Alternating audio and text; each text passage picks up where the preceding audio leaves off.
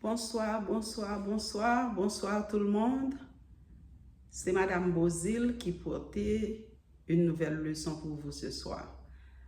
Et si vous regardez dans la vidéo que je voyé avant ça, je bon certaines expressions qui utilisaient avoir et d'autres être. Et ces expressions-là sont encore au tableau. Et c'est pour ça que je choisis pour me retourner sur la leçon. Parce que la dernière fois que j'ai enseigné la leçon, il y avait des questions pour moi et j'ai choisi à les répondre en enseignant.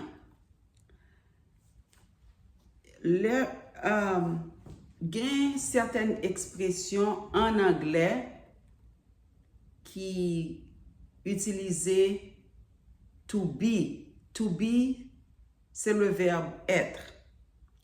Et puis, il y a d'autres expressions qui utilisaient avoir, to have. Ça veut dire que côté français a utilisé avoir, anglais a utilisé être. OK? So, pour capable comprendre bien ce que je dis, il faut que vous essayiez conjuguer le verbe avoir d'abord.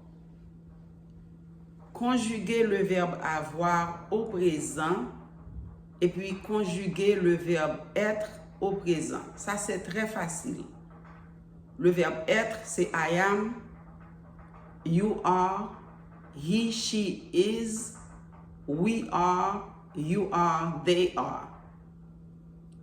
Et en français, le verbe être, c'est je suis, tu es, il est, ou bien elle est, nous sommes, vous êtes, ils sont, ou bien elles sont. Lorsqu'on conjugue le verbe ça, ou utilise le verbe ça à l'inverse pour poser question. Par exemple, si vous voulez demander au monde si mon soif en français, ou capable sous informel, pour un ami ou un membre de la famille, on nous connaît depuis longtemps, qu'a dit tu, ou demandez tu as soif, ou bien as-tu soif, ou bien seulement le ton de la voix, capable de dire tu as soif, c'est une question. C'est la même chose avec as-tu soif, ou inverse, ou virer et sujet après le verbe. OK? As-tu, le verbe c'est a, as, trait d'union, tu, as-tu soif?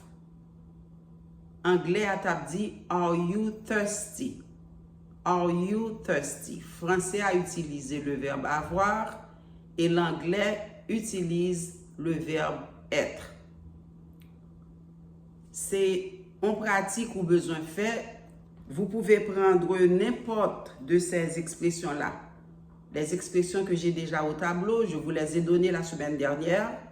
Vous pouvez regarder ces expressions-là, étudier-les. Par exemple, si vous voulez demander à quelqu'un si cette personne-là a peur. Et vous êtes capable de dire, est-ce que vous avez peur d'étudier ou bien est-ce que vous avez peur de rester seul à la maison? OK? Français a dit, avez-vous peur ou bien as-tu peur de rester seul? Tandis que anglais a dit, are you afraid to be alone in the house? Are you afraid to stay alone in the house? OK?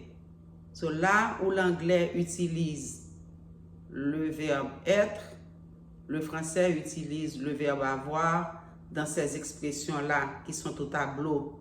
Je vous les ai données la semaine dernière. Avoir soif, avoir peur, avoir sommeil, avoir tort ou raison, avoir de la chance et avoir chaud ou froid. OK? C'est la température. Si vous avez chaud, you are hot. Are you hot? Anglais, français a dit, avez-vous chaud? Ou bien, are you cold? Avez-vous froid? OK? Eh bien, OK, c'est là que s'arrête la leçon. J'aimerais que vous preniez du temps pour étudier. Il faut étudier. Si vous voulez parler n'importe quelle langue étrangère, il faut étudier et pratiquer. Et pratiquer, comme toute autre chose. Si vous voulez jouer de la guitare, il faut pratiquer. Si vous voulez jouer n'importe quel autre instrument, il faut pratiquer. Et bien, c'est de même. Si vous voulez parler une langue étrangère, il faut pratiquer. Merci. Que le Seigneur vous bénisse. Passez une bonne nuit avec Christ.